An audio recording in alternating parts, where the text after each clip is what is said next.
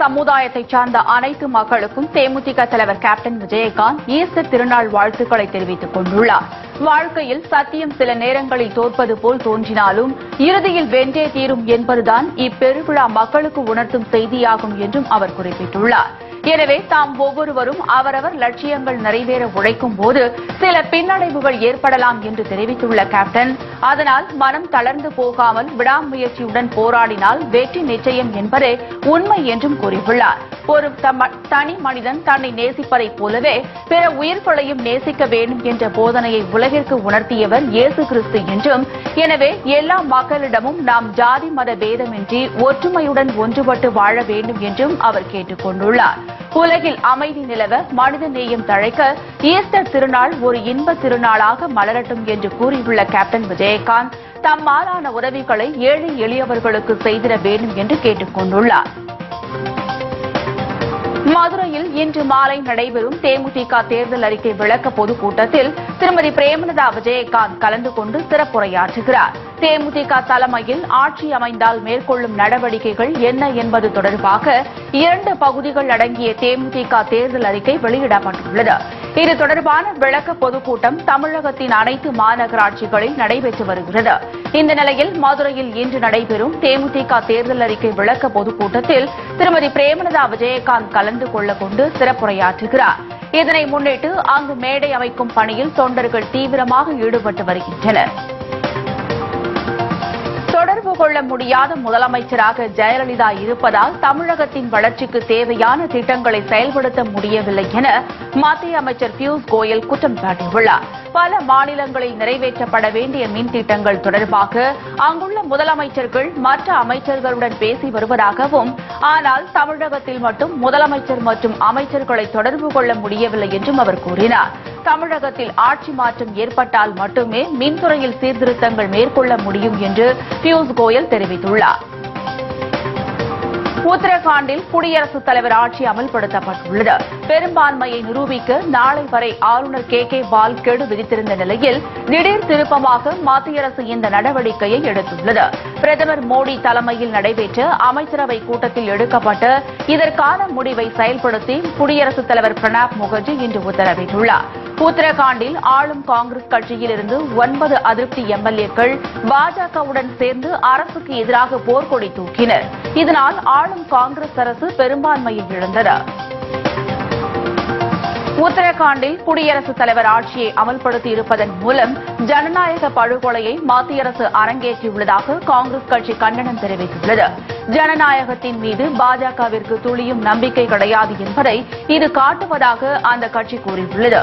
சிறிய மாநிலங்களில் நடைபெற்று வரும் மக்களால் தேர்ந்தெடுக்கப்பட்ட அரசுகளை ஜனநாயகத்திற்கு புறம்பாகவும் அரசியலமைப்பு சட்டத்திற்கு முரணாகவும் கவிழ்ப்பதே மத்திய அரசின் உண்மையான நோக்கமாக உள்ளதாகவும் சாடியுள்ள காங்கிரஸ் கட்சி, ஹரீஷ் ராவத்திற்கு உரிய வாய்ப்பு அளிக்கப்பட்டிருந்தால் சட்டசபையில் தனது ஆட்சிக்கு தேவையான பெரும்பான்மையை நிரூபித்திருப்பார் என்று தெரிவித்துள்ளது. உத்தரகாண்ட் பிரச்சினைக்கு காங்கிரஸ் கட்சியே காரணம் என மத்திய நிதியமைச்சர் அருண்ஜேட்லி குற்றம் சாட்டியுள்ளார். முதலமைச்சர் ஹரீஷ் ராவத் பெரும்பான்மையை இழந்துவிட்டதாக கூறியுள்ள அவர், அங்கு சட்ட நெருக்கடி ஏற்பட்டுள்ளதால் குடியரசுத் தலைவர் ஆட்சி அமல்படுத்தப்பட்டுள்ளதாக விளக்கம் அளித்துள்ளார். விஜய் மல்லையாவை தப்பவிட்டதே காங்கிரஸ் கட்சிதான் என பிரதமர் மோடி புகார் தெரிவித்துள்ளார். அசாமில் நடந்த தேர்தல் பிரச்சார கூட்டத்தில் பேசிய அவர், காங்கிரஸ் தலைமையிலான ஐக்கிய முற்போக்கு கூட்டணி அரசுதான் பணக்காரர்களுக்காக வங்கிகளை தாராளமாக திறந்துவிட்டது என்றார். அவர்களுக்கு வேண்டிய அளவு முறைகேடாக வங்கிக் கடனை வாரி வழங்கியதாக அவர் புகார் தெரிவித்தார். எனினும் வங்கிக் கடன் வாங்கியவர்களிடம் தமது தலைமையிலான மத்திய அரசு நிச்சயம் வசூலிக்கும் என்றும், இல்லையெனில் அவர்கள் சிறையில் தள்ளப்படுவார்கள் என்றும் அவர் கூறினார். விஜய் மல்லையாவை தப்பவிட்டதே காங்கிரஸ் கட்சிதான் என்றும் அவர் விமர்சித்தார். ஊழல் மூலம் கொள்ளையடித்து வைத்துள்ள பணத்தை மட்டுமே நம்பி தேர்தலை சந்திக்க காத்திருக்கும் அதிமுகவை வீழ்த்துவதே தேமுதிக மக்கள் நல கூட்டணியின் நோக்கம், குறிக்கோள் என்றும் அதன் ஒருங்கிணைப்பாளர் வைகோ தெரிவித்துள்ளார். சென்னையில் செய்தியாளர்களுக்கு அளித்த பேட்டியில் இதனை அவர் தெரிவித்துள்ளார். தமிழகத்தில் 50 ஆண்டு காலம் ஆட்சி செய்த கட்சிகளை புரட்டி போட்டு தேமுதிக மக்கள் நல கூட்டணி ஆட்சி அமைக்கும் என்று விடுதலை சிறுத்தைகள் கட்சியின் தலைவர் தொல் திருமாவளவன் நம்பிக்கை தெரிவித்துள்ளார். தமிழகத்தில் ஊழல் மற்றும் மதுவை ஒழிப்பதற்காக இந்த கூட்டணி இணைந்துள்ளதாக குறிப்பிட்ட அவர், தமிழகத்தில் செயல்படாத அரசாக உள்ள அதிமுக அரசை அகற்ற அனைவரும் ஒன்றிணைந்து பாடுபட வேண்டும் என கேட்டுக் கொண்டார். விடுதலை சிறுத்தைகள் கட்சிக்கு மோதிரம் சின்னத்தை தேர்தல் ஆணையம் ஒதுக்கியுள்ளதாக அவர் கூறினார். விளையாட்டுத் துறையில் இளைஞர்கள் புரட்சியை ஏற்படுத்த வேண்டும் என பிரதமர் மோடி கேட்டுக் கொண்டுள்ளார். மான் கி பாத் என்ற மனதின் குரல் நிகழ்ச்சியில் பேசிய அவர், கால்பந்து ஆட்டத்தை கிராமங்கள் தோறும் பிரபலப்படுத்த வேண்டும் என குறிப்பிட்டார். கால்பந்து விளையாட்டிற்கும் இளைஞர்கள் முக்கியத்துவம் அளிக்க வேண்டும் என அவர் கேட்டுக் கொண்டார். மேலும் இன்று நடைபெறவுள்ள இந்தியா ஆஸ்திரேலியா உலகக்கோப்பை 20 ஓவர் கிரிக்கெட் போட்டியில் இந்திய அணி வெற்றி பெற தமது வாழ்த்துக்களையும் அப்போது தெரிவித்துக் கொண்ட பிரதமர், விடுமுறை காலத்தை வீணடிக்காமல் ஏதாவது ஒரு திறமையை மாணவர்கள் வளர்த்துக் கொண்டு விளையாட்டுத் துறையில் புரட்சியை ஏற்படுத்த வேண்டும் என வலியுறுத்தினார். மற்ற மாநிலங்களை விட வாக்காளர்களுக்கு பணம் வழங்குவது தமிழகத்தில் அதிகரித்துள்ளதாக இந்திய முன்னாள் தலைமை தேர்தல் ஆணையர் கிருஷ்ணமூர்த்தி கூறியுள்ளார். சேலத்தில் நடைபெற்ற விழாவில் கலந்து கொண்டு பேசிய அவர், தற்போதுள்ள சட்டப்படி இதனை தடுப்பது என்பது இயலாத காரியம் என்று தெரிவித்தார். இதனை முற்றிலுமாக கட்டுப்படுத்திட தேர்தல் ஆணையத்திற்கு முழு அதிகாரம் வழங்கிட வேண்டும் என்றும் அவர் வலியுறுத்தினார். 5 மாநிலங்களில் நடைபெறும் தேர்தல் ஜனநாயக முறைப்படி நேர்மையாக நடைபெற வேண்டும் என்றும், ஜனநாயகம் வளர நல்ல வேட்பாளர்கள் தேவை என்பதை உணர்ந்து மக்கள் வாக்களிக்க வேண்டும் என்றும் அவர் கேட்டுக் கொண்டார். ரயில்களில் இனி குழந்தைகளுக்கு என தனி கட்டணம் கிடையாது என்றும், அவர்களுக்கு முழு கட்டணம் செலுத்தினால் மட்டுமே தனி இருக்கை அல்லது படுக்கை வசதி வழங்கப்படும் என்றும் ரயில்வே துறை அறிவித்துள்ளது. இந்த புதிய விதிமுறை அடுத்த மாதம் 22ஆம் தேதி முதல் அமலுக்கு வருகிறது. இதன் மூலம் ரயில்வேக்கு ஆண்டுக்கு 525 கோடி ரூபாய் வருவாய் கிடைக்கும் என ரயில்வே வட்டார தகவல்கள் தெரிவித்தன. தற்போது 5 முதல் 12 வயதுள்ள குழந்தைகள் ரயிலில் பயணம் செய்யும் போது அரை டிக்கெட் கட்டணம் செலுத்தினாலே போதுமானது. மக்கள் நல கூட்டணியால் தமிழகத்தில் அரசியல் மாற்றம் ஏற்படும் என்று மார்க்சிஸ்ட் கம்யூனிஸ்ட் கட்சியின் தேசிய செயலாளர் சீதாராம் யெச்சூரி கூறினார். சென்னை விமான நிலையத்தில் செய்தியாளர்களிடம் பேசிய அவர், தமிழகத்தில் நீண்ட நாட்களுக்கு பிறகு அரசியல் மாற்றத்திற்கான, மக்கள் விரும்பும் மாற்றத்திற்கான கூட்டணி அமைக்கப்பட்டுள்ளது என்று கூறினார். இந்த மாற்றம் தமிழகத்திற்கு மட்டுமல்லாது நாட்டிற்கே நல்லது என்றார். பாஜக எம்பி வீட்டால் ராடாடியா முதியவர் ஒருவரை காலால் எட்டி உரைக்கும் கொடுமையான காட்சிகள் அடங்கிய வீடியோ ஒன்று சமூக வலைதளங்களில் வைரலாக பரவி வருகிறது. இந்த சம்பவத்திற்கு பல்வேறு தரப்பினரும் சமூக வலைதளங்களில் தங்களது கண்டனத்தை தெரிவித்து வருகின்றனர். ஆனால் இந்த சம்பவம் எப்போது, எங்கே நிகழ்ந்தது என்பது குறித்த தகவல்கள் எதுவும் வெளியாகவில்லை. சிறிய இடைவேளைக்கு பிறகு எக்ஸ்பிரஸ் நியூஸ் தொடரும்.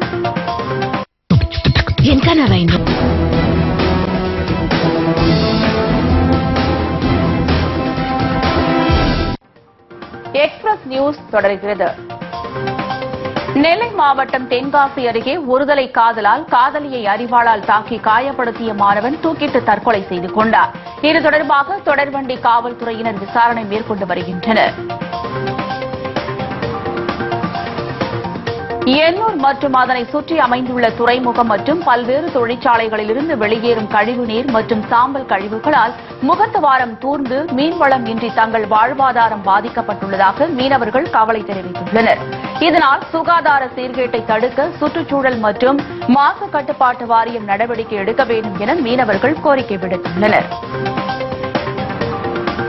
விருதுநகர் மாவட்டம் ராஜபாளையம் அருகே சத்திரப்பட்டியில் பெண்ணிடமிருந்து 3 கிலோ 100 கிராம் எடையுள்ள கஞ்சா பொட்டலங்களை போலீசார் பறிமுதல் செய்தனர்.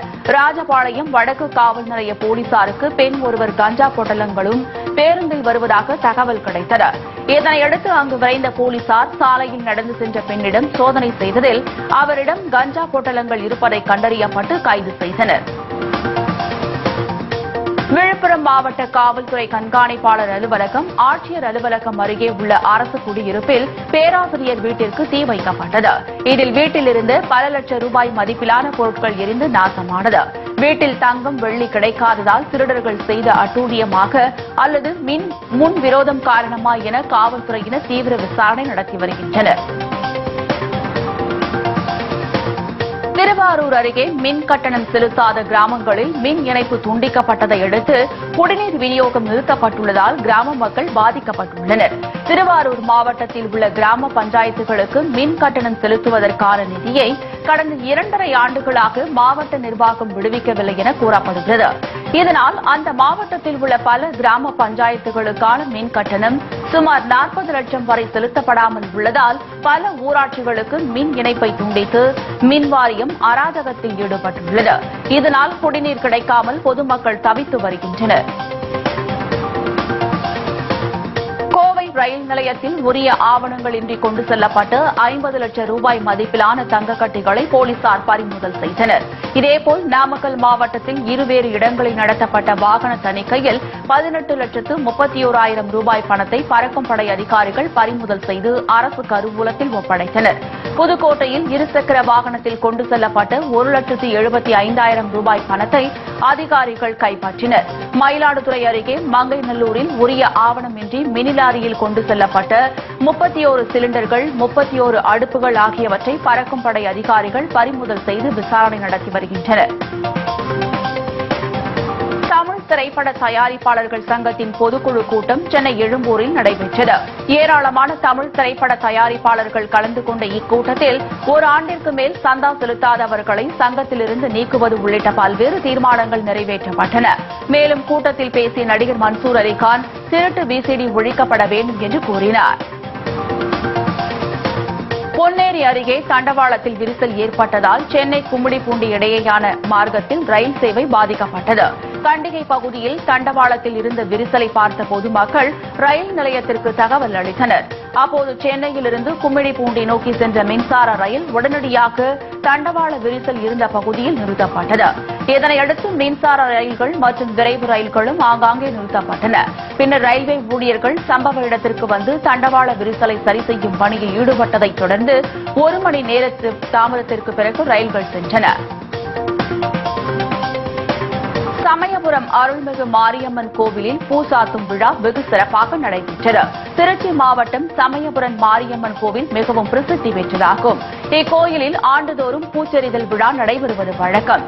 இந்த ஆண்டு நடைபெற்ற பூச்செறிதல் விழாவில் 16 பேரூராட்சிகளின் செயல் அலுவலர்கள் மற்றும் பொதுமக்கள் கலந்து கொண்டு பூக்கூடைகளை ஊர்வலமாக எடுத்துச் சென்று அம்மனுக்கு செலுத்தினர். கூடலூரில் அரசுக்கு சொந்தமான நிலத்தில் சட்டவிரோதமாக தனிநபர் சாலை அமைக்கும் முயற்சியை வருவாய்த்துறையினர் தடுத்து நிறுத்தினர். நீதிமன்றத்திற்கு பின்புறம் உள்ள அரசுக்கு சொந்தமான நிலத்தில் விளையாட்டு மைதானம் அமைக்க நகராட்சி மூலமாக தீர்மானம் நிறைவேற்றப்பட்டது. இந்நிலையில் அங்கு சாலை அமைக்கும் பணி நடைபெறுவதை அறிந்த வருவாய்த்துறையினர் அதனை தடுத்து நிறுத்தி சம்பந்தப்பட்ட நபருக்கு எச்சரிக்கை விடுத்தனர்.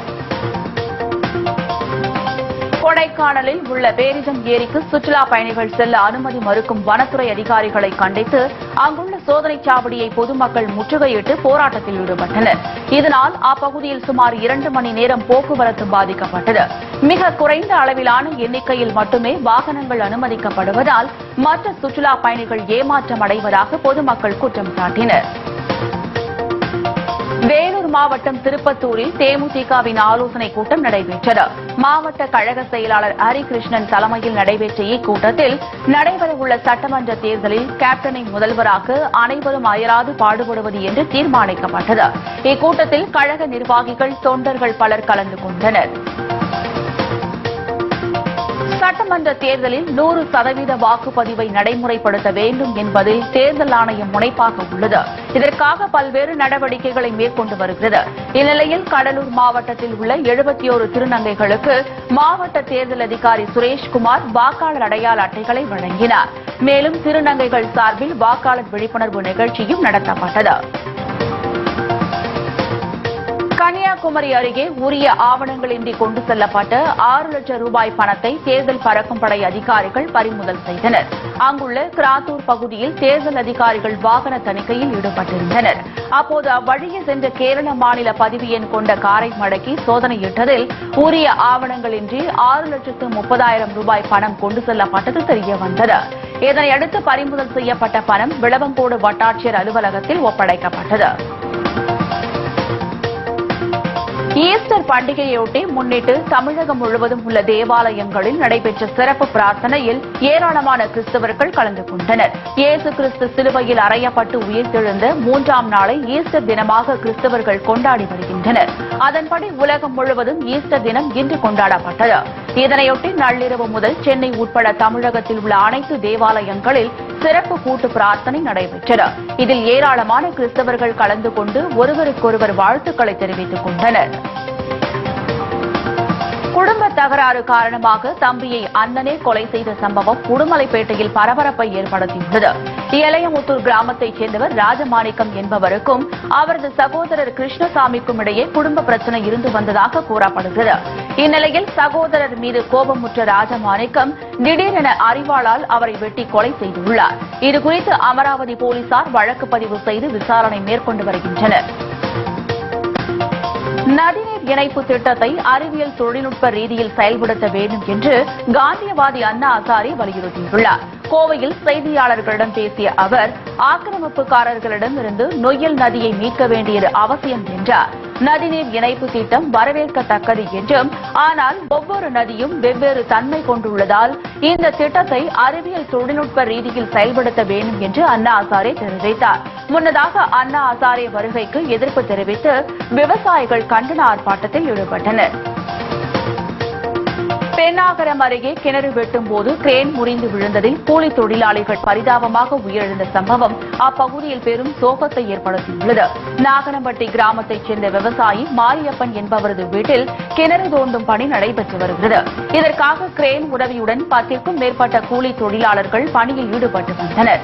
அப்போது கிணற்றின் மேல் பகுதியில் இருந்த கிரேன் முறிந்து விழுந்ததில் பணியில் ஈடுபட்டிருந்த கூலி தொழிலாளிகள் சக்திவேல், முருகேசன் மற்றும் இடும்பன் ஆகியோர் பலத்த காயமடைந்து மருத்துவமனையில் அனுமதிக்கப்பட்டனர். இதில் சக்திவேல் மற்றும் முருகேசன் சிகிச்சை பலனின்றி பரிதாபமாக உயிரிழந்தனர். கோவை மாவட்டம் துடியலூர் அடுத்த தொப்பம்பட்டி பகுதியில் அடுத்தடுத்த இரு வீடுகளில் நடந்த கொள்ளை சம்பவத்தால் அப்பகுதி மக்கள் அச்சத்தில் ஆழ்ந்துள்ளனர். அருள்ஜோதி நகரைச் சேர்ந்த ராமச்சந்திரன் என்பவர் பேராசிரியராக பணிபுரிந்து ஓய்வு பெற்றவர் ஆவார். இவர் தனது குடும்பத்துடன் வெளியூர் சென்றுவிட்டு வீடு திரும்பிய நிலையில் வீட்டின் பூட்டு உடைக்கப்பட்டிருப்பதைக் கண்டு அதிர்ச்சியடைந்தார். பின்னர் உள்ளே சென்று பார்த்தபோது பீரோவில் இருந்த 8 சவரன் தங்க நகை மற்றும் வெள்ளிப் பொருட்கள் கொள்ளை போனது தெரிய வந்தது. அதேபோல் அவரது வீட்டின் அருகில் உள்ள சந்திரமோகன் என்பவரது வீட்டிலும் கொள்ளையர்கள் தங்கள் கைவரிசையை காட்டியுள்ளனர். உளுந்தூர்பேட்டை அருகே தேசிய நெடுஞ்சாலையில் நடந்த கார் விபத்தில் 2 பேர் பரிதாபமாக உயிரிழந்தனர். சுரேஷ் என்பவர் தனது குடும்பத்துடன் காரில் வெளியூர் சென்றுவிட்டு பின்னர் சென்னை திரும்பிக் கொண்டிருந்த போது உளுந்தூர்பேட்டை அருகே உள்ள குமாரமங்கலம் என்ற இடத்தில் அவர்கள் வந்து கொண்டிருந்த போது எதிர்பாராத விதமாக இருசக்கர வாகனத்தின் மீது மோதினர். இதில் இருசக்கர வாகனத்தில் பயணித்த இருவரும் பலத்த படுகாயமடைந்து மருத்துவமனைக்கு கொண்டு செல்லும் வழியில் பரிதாபமாக உயிரிழந்தனர். சென்னை மெட்ரோ ரயில் பணிகளுக்காக அமைக்கப்பட்ட பாதாள சாக்கடையில் விழுந்து தொழிலாளி ஒருவர் உயிரிழந்த சம்பவம் அதிர்ச்சியை ஏற்படுத்தியுள்ளது. ஆலந்தூரிலிருந்து விமான நிலையம் வரை மெட்ரோ ரயில் பணிகள் தீவிரமாக நடைபெற்று வருகிறது. அதில் ஒப்பந்த தொழிலாளர்கள் பலர் கேபிள்கள் பதிக்கும் பணியில் ஈடுபட்டு வருகின்றனர். இந்நிலையில் தண்டவாளத்தில் மழைநீர் தேங்காமல் இருப்பதற்காக சுமார் 8 அடி ஆழத்தில் பாதாள சாக்கடை அமைக்கப்பட்டுள்ளது. அதன் மீது மூடி போடாமல் இருந்ததை அறியாத தொழிலாளி அரிபாபு என்பவர் சாக்கடையில் தவறி விழுந்து உயிரிழந்தார். தொழிலாளி அரிபாபு உயிரிழந்த சம்பவம் சக ஊழியர்களிடம் அதிர்ச்சியையும் சோகத்தையும் ஏற்படுத்தியுள்ளது. அரியலூர் அருகே தொடர்ந்து நடைபெறும் சாலை விபத்தினை தடுக்க வலியுறுத்தி சிமெண்ட் ஆலைகளுக்கு செல்லும் 100க்கும் மேற்பட்ட லாரிகளை பொதுமக்கள் சிறைபிடித்து போராட்டம் நடத்தியதால் பரபரப்பு ஏற்பட்டது. அரியலூர் மாவட்டத்தில் செயல்பட்டு வரும் 6க்கும் மேற்பட்ட சிமெண்ட் ஆலைகளுக்கு தேவையான மூலப்பொருட்கள் மற்றும் சிமெண்ட்களை ஏற்றிக்கொண்டு நாள்தோறும் ஆயிரக்கணக்கான லாரிகள் சென்று வருகின்றன. இந்நிலையில் இந்த லாரிகள் அடிக்கடி விபத்துகளை ஏற்படுத்துவதாகவும் அதனை தடுத்து நிறுத்த நடவடிக்கை எடுக்க கோரியும் அப்பகுதி கிராமங்களைச் சேர்ந்த பொதுமக்கள் 100க்கும் மேற்பட்ட லாரிகளை சிறைபிடித்து போராட்டத்தில் ஈடுபட்டனர். கண் பார்வையற்றவர்களுக்கு தன்னம்பிக்கையை ஏற்படுத்தும் வகையில் சென்னையில் கார் கண்காட்சி நடத்தப்பட்டது. தேசிய பார்வையற்றோருக்கான சங்கம் சார்பில் கடந்த 24 ஆண்டுகளாக கார் கண்காட்சி நடத்தப்பட்டு வருகிறது. அதன்படி சென்னை டிடிகே சாலையில் உள்ள நட்சத்திர ஹோட்டலில் நடைபெற்ற இந்த கார் கண்காட்சியில் ஏராளமான பார்வையற்றவர்கள் கலந்து கொண்டு பிரெய்லி முறையில் காரை ஓட்டி அசத்தினர். இதில் சிறப்பு விருந்தினராக கலந்து கொண்ட நடிகர் விவேக், இதுபோன்ற கண்காட்சிகளால் கண் பார்வையற்றவர்களுக்கு உற்சாகமும் தன்னம்பிக்கையும் ஏற்படுத்தும் என்றார். காஞ்சிபுரம் அருகே உள்ள ஏரியில் பாதியில் நிறுத்தப்பட்ட தூர்வாரும் பணியினை தொடரக் கோரி மாவட்ட ஆட்சியரிடம் பொதுமக்கள் மனு அளித்தனர். திருப்போரூர் அடுத்துள்ள கண்ணம்பட்டு கிராமத்தைச் சேர்ந்த விவசாயிகள் அங்குள்ள ஏரியை நம்பி பயிர் செய்து வருகின்றனர். இந்நிலையில் ஏரியில் புதர் மண்டி கிடப்பதால் அதில் உள்ள தண்ணீர் விவசாயத்திற்கு பயன்படுத்த முடியாமல் வீணானது. இதனையடுத்து அங்கு தூர்வாரும் பணியை பொதுப்பணித்துறையினர் மேற்கொண்டு வருகின்றனர். ஆனால் சில நபர்கள் அப்பணியை தடுத்து நிறுத்தியுள்ளனர். இதனால் பாதிப்படைந்த விவசாயிகள் ஏரியை தூர்வாரும் பணியை மீண்டும் தொடரக் கோரி மாவட்ட ஆட்சியரிடம் மனு அளித்தனர். நீண்ட நாட்களாக திறந்து கிடக்கும் செந்நீர் குப்பம் கழிவுநீர் கால்வாயில் விழுந்து ஆண் ஒருவர் பரிதாபமாக உயிரிழந்தார். கடந்த 2 மாதத்திற்கும் மேலாக திறந்து கிடக்கும் இந்த கால்வாயை மூடக் கோரி நகராட்சி நிர்வாகத்திடம் பொதுமக்கள் பலமுறை புகார் அளித்துள்ளனர். ஆனால் அந்த புகார்கள் மீது நடவடிக்கை எடுக்காமல் எப்போதும் போல் மெத்தனம் காட்டியதே இந்த உயிரிழப்பிற்கு காரணம் என்று அவர்கள் குற்றம் சாட்டியுள்ளனர். திண்டிவனத்தில் காவல்துறையினரின் அராஜக போக்கை கண்டித்து வரும் திங்கட்கிழமை முதல் கடையடைப்பு போராட்டம் நடத்த உள்ளதாக அனைத்து வியாபாரிகள் சங்கம் அறிவித்துள்ளது. பொதுமக்களுக்கு இடையூறாக கடைகள் வைக்கப்பட்டுள்ளதாக கூறி மாவட்ட காவல்துறை கண்காணிப்பாளர் சிலம்பரசன் தலைமையிலான போலீசார் எவ்வித முன் அறிவிப்பும் இன்றி அங்கிருந்த கடைகளை அகற்றியதாக கூறப்படுகிறது. இதனால் வாழ்வாதாரத்தை இழந்துள்ள வியாபாரிகள் காவல்துறையின் இந்த போக்கை கண்டித்து கடைகளை அடைத்து தங்களின் எதிர்ப்பை வெளிப்படுத்தினர். மேலும் வருகிற திங்கட்கிழமை முதல் காலவரையற்ற கடையடைப்பு போராட்டம் நடத்த உள்ளதாகவும் அவர்கள் அறிவித்துள்ளனர். நெல்லை மாவட்டம் சங்கரன் கோவிலில் மக்கள் நல கூட்டணி நிர்வாகிகளின் ஆலோசனைக் கூட்டம் நடைபெற்றது. இந்த கூட்டத்தில் மக்கள் நல கூட்டணியின் மாவட்ட செயலாளர்கள் கலந்து கொண்டு வரும் சட்டமன்ற தேர்தலில் தேமுதிக மக்கள் நல கூட்டணியை வெற்றி பெற தொண்டர்கள் அயராது பாடுபடுவது உள்ளிட்ட பல்வேறு விவகாரங்கள் குறித்து ஆலோசனை நடத்தினர். இதனிடையே கோவையில் உள்ள 10 சட்டமன்ற தொகுதிகளுக்கு மக்கள் நல கூட்டணி சார்பில் தேர்தல் பொறுப்பாளர்கள் நியமிக்கப்பட்டனர். உசிலம்பட்டி அருகே 2 முறை ஆழ்துளை கிணறு அமைத்தும் நீர் கிடைக்காததால் விரக்தியடைந்த விவசாயி தற்கொலை செய்து கொண்ட சம்பவம் சோகத்தை ஏற்படுத்தியுள்ளது. உசிலம்பட்டியை அடுத்த தொட்டப்ப நாயக்கனூர் கிராமத்தைச் சேர்ந்தவர் பால்ராஜ். விவசாயியான இவர் தனது 6 ஏக்கர் நிலத்தில் அவரைக்காய் பயிரிட்டுள்ளார். இதற்கு கிணற்றில் நீர் குறைந்த காரணத்தால் 1,20,000 ரூபாய் கடன் பெற்று ஆழ்துளை கிணறு அமைத்துள்ளார். ஆனால் அதிலிருந்து நீர் வராததால் விரக்தியடைந்த பால்ராஜ் விஷம் அருந்தி தற்கொலை செய்து கொண்டார். கன்னியாகுமரி மாவட்டம் திருவட்டாரில் உள்ள அம்மன் கோயிலில் நடைபெற்ற பச்சிளம் குழந்தைகள் தூக்க நேர்ச்சியை வழிபாட்டில் ஏராளமான பக்தர்கள் கலந்து கொண்டனர். தீண்டாமையை எதிர்க்கும் வகையிலும் மாமியார் கொடுமைக்கு எதிராகவும் ஜாதி மதங்களை கடந்து அனைத்து தரப்பு மக்களும் இந்த கோயிலில் வழிபடுவது வழக்கம். மேலும் குடும்ப உறுப்பினர்களின் உடல் நலம் மற்றும் நோய்கள் தீர விரதம் இருந்து அந்தரத்தில் தொங்கியபடி பச்சை குழந்தையுடன் பந்தலை வலம் வருவது தூக்க நேர்ச்சை நிகழ்ச்சியாக மக்கள் கொண்டாடுகின்றனர். இந்நிலையில் தற்போது நடந்த இந்த நிகழ்ச்சியில் தமிழகம் மட்டுமல்லாமல் கேரளா, கர்நாடகா உள்ளிட்ட மாநிலங்களிலிருந்தும் ஏராளமான பக்தர்கள் கலந்து கொண்டு அம்மன் அருள் பெற்றனர். சிறிய இடைவேளைக்கு பிறகு எக்ஸ்பிரஸ் நியூஸ் தொடரும்.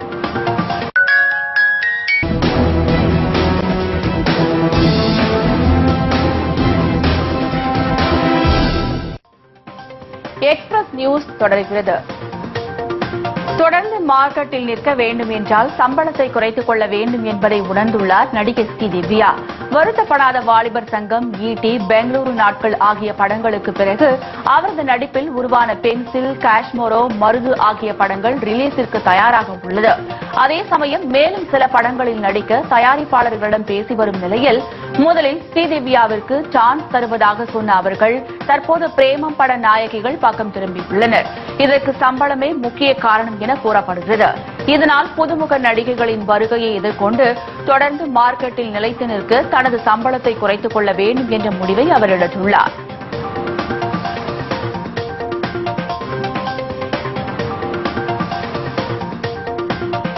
படத்தின் மூலம் மூன்றாவது முறையாக தாங்கள் வெற்றி கூட்டணி என்பதை கார்த்தியும் தமன்னாவும் நிரூபித்துள்ளனர். இருவரும் இணைந்து நடித்த பையா, சிறுத்தை ஆகிய 2 படங்களுமே சூப்பர் ஹிட் ஆனது. மேலும் பாடல் காட்சிகளில் தமன்னா தாராள கவர்ச்சியை காட்டியதால் இளவட்டங்களில் பேசவர். அதனைத் தொடர்ந்து இருவரும் 5 வருடங்களாக இணைந்து எந்த படமும் நடிக்கவில்லை. இந்நிலையில் தற்போது கார்த்தி தமன்னா வெற்றி கூட்டணியில் வெளிவந்துள்ள தோழா திரைப்படம் ஹிட் ஆனது. குறிப்பாக தமிழ்நாட்டில் இப்படம் வெளியான முதல் நாளே 2,32,00,000 ரூபாய் பணம் வசூலித்துள்ளது. இந்தியில் கபூர் அண்ட் சன்ஸ் படத்தின் வெற்றியை தொடர்ந்து அதன் இயக்குநர் கரண் ஜோகர் இயக்கும் மற்றொரு படத்தில் சோனாக்ஷி சின்ஹா நடிக்க உள்ளதாக தகவல் வெளியாகியுள்ளது. ஆகிரா, ஃபோர்ஸ் 2 ஆகிய படங்களில் சோனாக்ஷி சின்ஹா ஆக்ஷன் காட்சிகளில் சிறப்பாக நடித்திருந்ததால் தனது அடுத்த படத்தில் சோனாக்ஷியை நடிக்க வைக்க கரண் ஜோகர் முடிவு செய்துள்ளார். பிரசவத்திற்கு பின் குண்டான பிரபல பாலிவுட் நடிகை ராணி முகர்ஜி மீண்டும் திரையுலகில் வலம் வருவதற்காக தனது உடல் எடையை குறைத்து வருகிறார். கடந்த ஆண்டு டிசம்பர் மாதம் பெண் குழந்தை பிறந்ததை அடுத்து ராணி முகர்ஜியின் உடல் எடை அதிகமானது. இதனால் வெளி உலகிற்கு தலை காட்டாமல் இருந்த அவர் சமீபத்தில் நிகழ்ச்சி ஒன்றில் கலந்து கொண்டு மீடியாக்கள் முன் தோன்றினார். குழந்தை பிறந்து 3 மாதங்கள் ஆகிவிட்டதால் பிரசவத்தால் கூடிய எடையை குறைக்கும் வேலையில் அவர் ஈடுபட்டுள்ளார். தனது பழைய ஸ்லிம் உடல்வாகிற்கு மாறி மீண்டும் படங்களில் நடிப்பதற்காக அவர் கடுமையான உடற்பயிற்சிகளையும் மேற்கொண்டு வருகிறார். வாஷிங்டன் அணு ஆயுத தாக்குதலின் கீழ் உள்ளதாக வடகொரியா எச்சரிக்கை வீடியோ ஒன்றை வெளியிட்டுள்ளது. உலக நாடுகளின் எதிர்ப்பையும் ஐநா எச்சரிக்கையையும் மீறி வடகொரியா தொடர்ந்து அவ்வப்போது அணு ஆயுத சோதனையை நடத்தி வருகிறது. இந்நிலையில் அமெரிக்காவிற்கு பகிரங்கமாக எச்சரிக்கை விடுத்துள்ள வடகொரியா வீடியோ ஒன்றை வெளியிட்டுள்ளது. 4 நிமிடங்கள் ஓடக்கூடிய அந்த வீடியோவில் அமெரிக்கா கொரியா உறவுகளின் வரலாறு காண்பிக்கப்பட்டுள்ளது.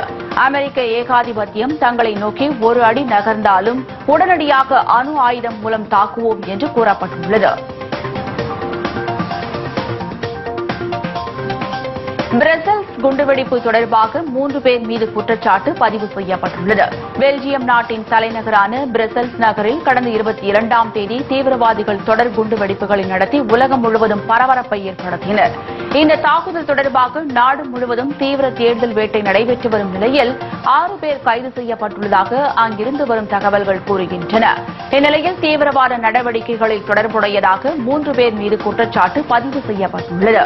அதில் 3வது நபரின் பெயர் பாய்கல் என்றும் வெடிகுண்டு தாக்குதல் சம்பவத்தின் போது எடுக்கப்பட்ட வீடியோ ஒன்றில் அவரது உருவம் பதிவாகியுள்ளதாகவும் பெல்ஜிய நாட்டின் அரசு தரப்பு வழக்கறிஞர்கள் தெரிவித்துள்ளனர். புதிய அரசமைப்பு சட்டத்தில் தமிழர்களின் பிரச்சினைக்கு அரசியல் ரீதியில் தீர்வு காணப்படும் என்று இலங்கை அரசு தெரிவித்துள்ளது. இதுகுறித்து பேசிய அந்த நாட்டின் போக்குவரத்து துறை அமைச்சர் லெஸ்டர்மன் கிரியல்லல் புதிய அரசமைப்பு சட்டத்தில் சிறுபான்மையினரான தமிழர்களின் பிரச்சினைகள் முன்வைக்கப்பட்டு அதற்கு அரசியல் ரீதியில் தீர்வு காணப்படும் என்றார். கடந்த 1978ஆம் ஆண்டில் இயற்றப்பட்ட அரசமைப்பு சட்டத்திற்கு மாற்றாக புதிய அரசமைப்பு சட்டத்தை இயற்ற அதிபர் மைத்ரிபால சிறிசேனா தலைமையிலான அரசு கடந்த ஜனவரி மாதம் முடிவு செய்ததாகவும் இதற்காக பொதுமக்களின் ஆலோசனைகள் கேட்கப்பட்டு வருவதாகவும் அவர் தெரிவித்துள்ளார். கேப்டன் பதவிக்கு தான் தகுதியானவன் அல்ல என்று பாகிஸ்தான் கிரிக்கெட் அணியின் கேப்டன் அப்ரிடி தெரிவித்துள்ளார். உலகக்கோப்பை போட்டியில் அப்ரிடி தலைமையிலான பாகிஸ்தான் அணிக்கு ஏமாற்றமே மிஞ்சியது. அந்த அணி வங்காளதேசத்தை மட்டுமே வென்ற நிலையில் இந்தியா, நியூசிலாந்து, ஆஸ்திரேலியா ஆகிய 3 அணிகளிடம் தோற்று அரையிறுதிக்கு தகுதி பெறும் வாய்ப்பை இழந்தது. இது தொடர்பாக பேசிய அப்ரிடி கேப்டன் பதவிக்கு நான் தகுதியானவன் இல்லை என்றும் நாடு திரும்பிய பிறகு தனது ஓய்வு முடிவை அறிவிப்பேன் என்றும் கூறியுள்ளார். இதேபோல பாகிஸ்தான் அணிக்கு சிறப்பான உபசரிப்பு அளித்து இந்திய கிரிக்கெட் வாரியத்திற்கு தனது நன்றியினையும் தெரிவித்துக் கொண்டார். இத்துடன் எக்ஸ்பிரஸ் நியூஸ் நிறைவடைகிறது. மீண்டும் செய்திகள் இரவு 8 மணிக்கு. செய்திகளை உள்ளது உள்ளபடி உடனுக்குடன் தெரிந்து கொள்ள நமது கேப்டன் நியூஸ் தொலைக்காட்சியை பாருங்கள். வணக்கம்.